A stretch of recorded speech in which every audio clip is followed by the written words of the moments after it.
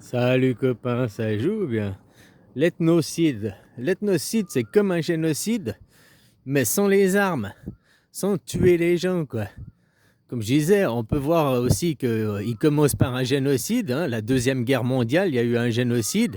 Mais depuis la Deuxième Guerre mondiale, les 80 dernières années, ils ont continué leur combat par un ethnocide. Continuer à gommer les ethnies. Un ethnocide, c'est que tu gommes l'ethnie, et non pas par en tuant les gens, mais en les empêchant de pratiquer leur langue, leur religion, leur culture, leurs us et coutumes. Voilà, petit à petit, quoi. Le Covid-19, l'opération de vaccination, allez tous vous vacciner, allez tous vous euthanasier pour une maladie qui n'existe pas, est une technique d'ethnocide. Un génocide, ils auraient fait ça pour de vrai, vous auriez été vous vacciner, vous seriez mort pour de vrai, puis on aurait appelé ça un génocide. Là, on appelle ça un ethnocide, parce que vous avez été vous vacciner pour une maladie qui n'existe pas, hein, vous avez été vous euthanasier volontairement pour quelque chose qui n'existe pas, quoi. C'est un ethnocide. C'est la même chose que le génocide, vous avez perdu vos droits au sens du droit, quoi. Entre une personne qui a un mort-vivant zombifié et une personne qui n'est pas vaccinée, qui est encore souverain de elle-même, voilà la différence, quoi.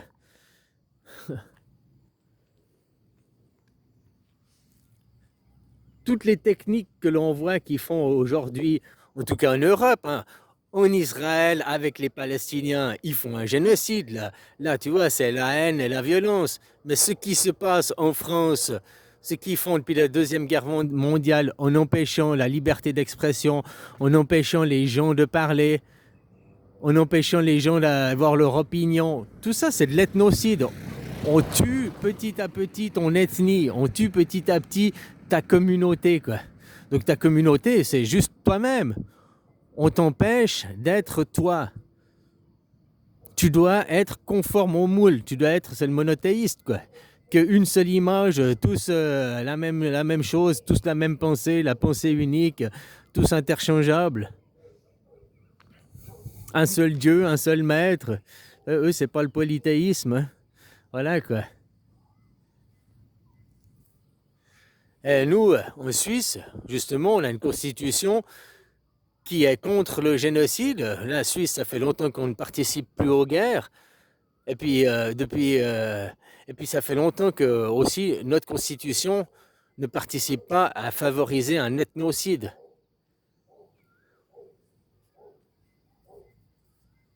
Ethnocide, les ethnies, nous, tu vois, on a l'ethnie allemande, les Suisses allemands, on a l'ethnie latine, hein, les Suisses italiens, on a l'ethnie francophone, gauloise encore, les francophones. Il y a 4 ethnies en Suisse, il y a même plus, mais je prends principalement, il y a 4 ethnies, il y a 4 langues officielles, et on n'est pas en train de se tuer les uns les autres, quoi. À l'intérieur de la Suisse, il n'y a pas de guerre civile interethnie, quoi. Ça fait en 1847, ça a arrêté la dernière guerre civile, qu'on a créé la Constitution telle qu'elle est aujourd'hui, quoi. Puis depuis, on ne fait pas un ethnocide. Depuis qu'on a créé la Constitution fédérale, comme elle est aujourd'hui, elle a 180 ans, cette Constitution, on fait pas un ethnocide. Il y a le Rösti-Grabé, voilà. Jusqu'à ce que tu comprennes que ça n'existe pas, qu'on n'est qu'une union, on est un pays, on est une nation.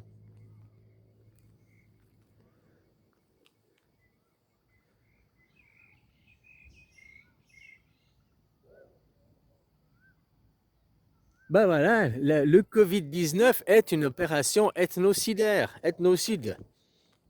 C'est comme un génocide, mais ils vous ont pas tué, mais ils vous ont privé de vos droits, vu que vous êtes devenus, au sens du droit, des morts vivants.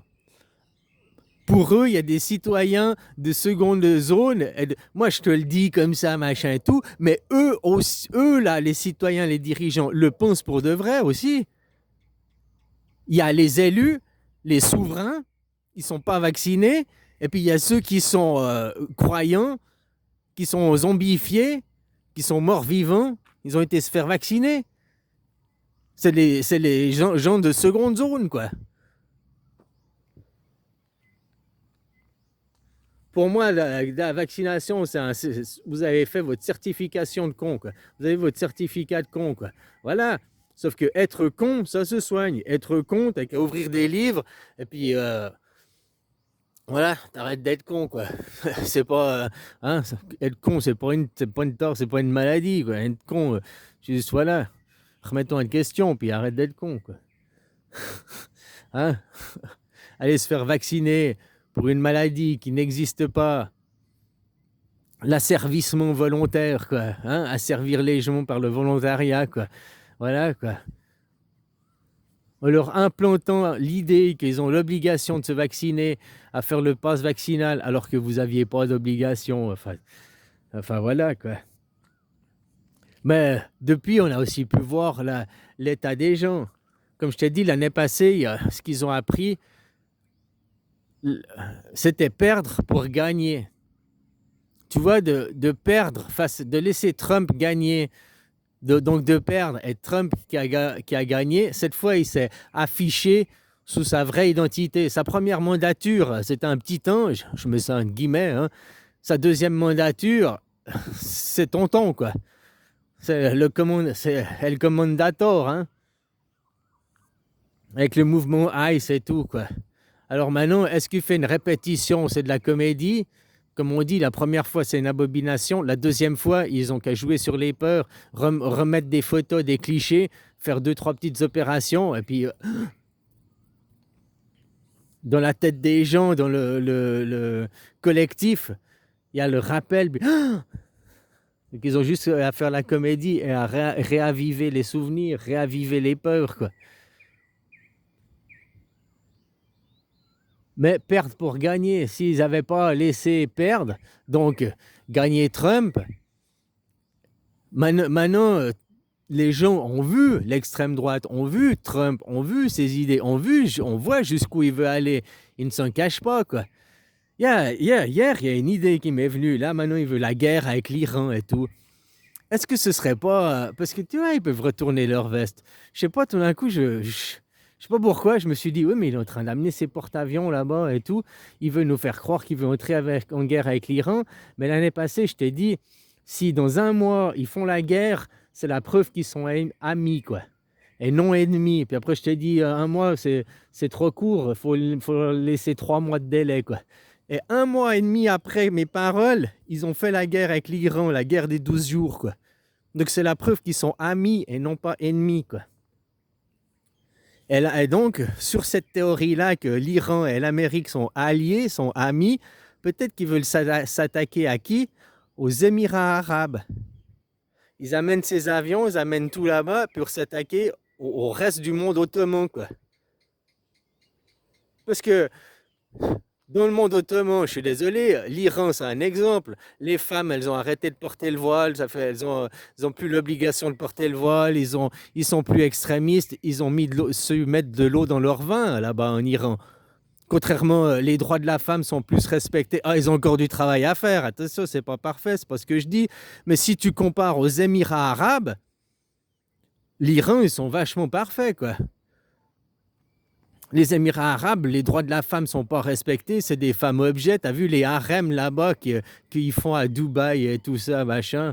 Hein? Alors peut-être qu'ils amènent toute leur force là-bas, toutes leurs troupes là-bas pour faire croire qu'ils vont attaquer l'Iran.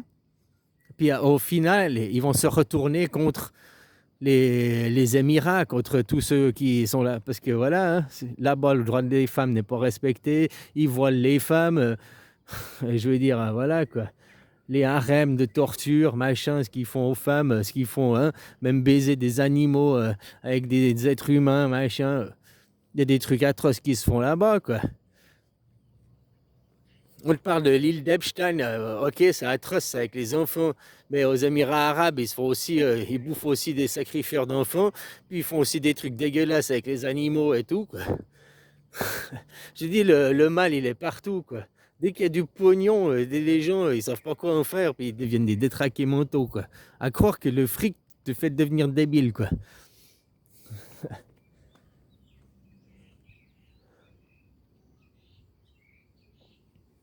Voilà, alors c'était hier, c'est tout d'un coup, c'est ça qui m'a remis flashé, je me suis dit: «Ah putain, mais c'est ça son plan, quoi». Il est en train de faire, et puis c'est mon beau sapin, quoi, MBS qui va s'en prendre plein la gueule. Et puis, alors ça m'étonnerait, ce que je viens de te dire, ça m'étonnerait, parce que en théorie, ils sont alliés avec les Émirats arabes contre l'Iran, ils sont alliés avec Israël, machin et tout, quoi. Mais là, je me disais: «Mais peut-être c'est autre chose, et puis que c'est pour démanteler l'Empire ottoman, quoi, et implanter leur grand Israël, finalement, ou leur grand Iran». Parce qu'ils sont amis, ils sont plus amis que ce qu'on veut croire, Israël et l'Iran, quoi. Ils ont plus les mêmes intérêts, quoi, qu'avec les autres, pays arabes à côté, quoi, qui sont des sultanats. J'ai dit que tu vois les pays arabes, là, justement, tous ces sultanats, avec tout le pognon qu'ils ont, du pétrole et tout, qu'est-ce qu'ils ont fait pour leur peuple? Que dalle, quoi. Que dalle, quoi, hein? Il y a les supérieurs, il y a les inférieurs, quoi.